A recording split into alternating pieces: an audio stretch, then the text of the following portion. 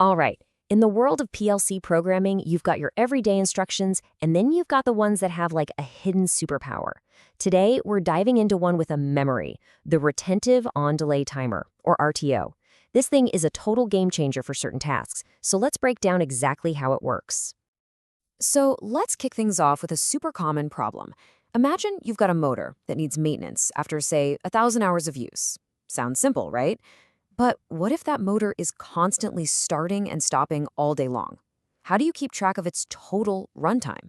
A standard timer, as we're about to see, just isn't going to cut it. The solution? Well, it requires a timer that doesn't just count, it remembers. And that's exactly where the Retentive On Delay Timer, the RTO, comes into play. Its whole superpower is its ability to retain time, which is perfect for these kinds of add-it-all-up jobs. Okay, so here's the official definition, but I want you to focus on one word here that is absolutely critical: maintains. See, unlike a standard timer that just resets itself, the RTO maintains its accumulated value. It literally holds onto that time, even when the power to its input gets cut. So how does it actually pull this off? To really get what's going on, we need to kind of pop the hood and take a look at its core components. Every RTO instruction works with these three key pieces. First, you've got the timer itself. That's just its unique name or address.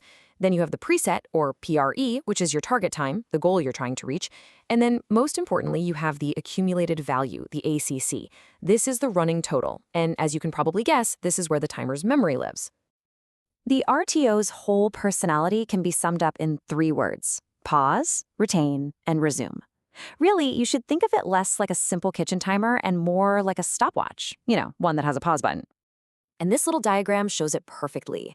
When the input is true, the timer starts running, and that accumulated value starts climbing. But look what happens when the input goes false. The timing just pauses. The accumulated value holds steady. It doesn't drop back to zero. Then, as soon as that input comes on again, it picks up right where it left off and keeps on counting until it finally hits that preset value. Now, to really appreciate the RTO, let's put it head-to-head with its more common cousin, the standard timer on delay, or TON. This is where you'll see what makes it so special. This comparison makes the difference crystal clear.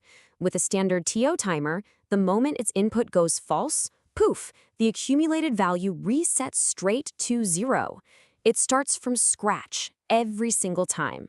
The RTO, on the other hand, holds that value, letting it resume right where it left off. And this fundamental difference leads us to the final point here: how you actually reset them.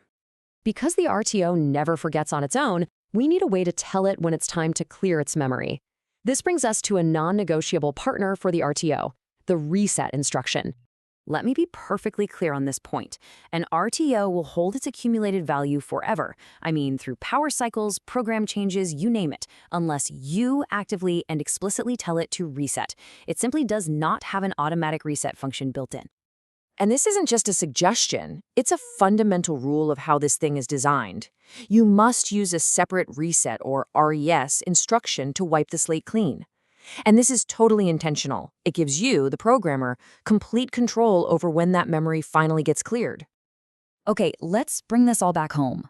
We're going to circle back to our original problem and see how the RTO provides the perfect practical solution. So, remember our motor that's always cycling on and off? We need to track its total runtime to schedule that preventative maintenance. This is the perfect job for our retentive timer. So let's say the maintenance manual calls for service every 1,000 hours of operation.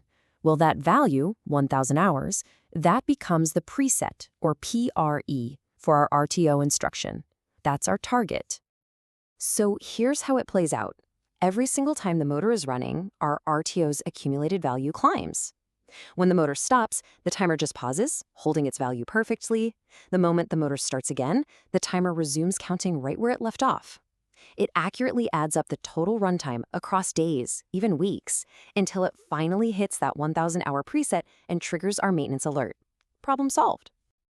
So as you can see, the RTO is an incredibly powerful tool for any application that needs cumulative timing, from tracking equipment wear to monitoring process times. Its ability to pause, retain, and resume is just invaluable. So the question I'll leave you with is this: what problem in your world could be solved by a timer that never forgets? Thanks for tuning in.